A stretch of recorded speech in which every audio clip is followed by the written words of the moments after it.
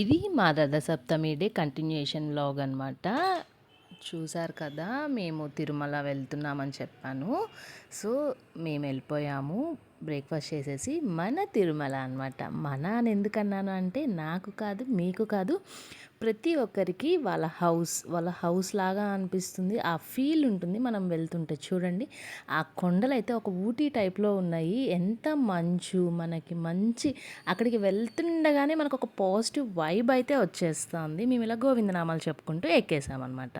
గోవింద భాగవత ప్రియ గోవింద గోవింద హరి గోవింద గోకుల నందన గోవింద తాయ వక్రతుండాయ గౌరీ ఘటనాయ ధీమహి గజేన గజే. ఇలా పైకైతే reach అయిపోయామన్నమాట. Reach అయిన తర్వాత మనకి ఆ గాలి తగలగానే చల్లగా ఆ కూల్ బ్రీజ్, అది ఏ సీజన్ అయినా, సమ్మర్ అయినా, ఎప్పుడన్నా ఒకటే వైబ్ ఉంటుంది మనకి. తిరుమల కొండ ఎక్కగానే రష్ అయితే మామూలుగా లేదు, చాలా ఎక్కువ ఉంది. మాకు చెకింగ్ దగ్గరే 1 అవర్ పట్టిందనమాట. ఇక వెళ్ళిన తర్వాత పిల్లలు ఇంకా ఇది చూసంగానే మనకి ఇక్కడ డిమాండ్ చేసేస్తాయి కదా, ఈ బొరుగులు మిక్చర్, మ్యాంగో ఇట్లాంటివన్నీ. అవి తీసుకున్నాము. ఇంకా అవి కూడా తినేసిన తర్వాత మా అమ్మాయి మళ్ళా ఫ్రూట్స్ అనేది ఇంకా back to back items, gap అయితే లేదనమాట. తర్వాత ఇంకా అలా నడుచుకుంటూ దేవుడి దగ్గరికి వెళ్ళామన్నమాట.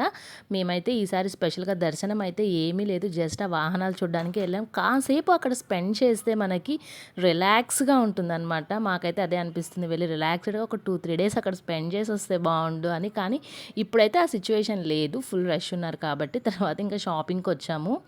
పిల్లలకి ఎన్ని తీసుకున్నా కానీ అక్కడేం కొత్త ఐటమ్స్ కూడా ఏముండవు షాపింగ్లో, ఎప్పుడు చూసేవే మనకి దొరికేవే. కానీ అక్కడికి వెళ్ళాము కొనాలి అని.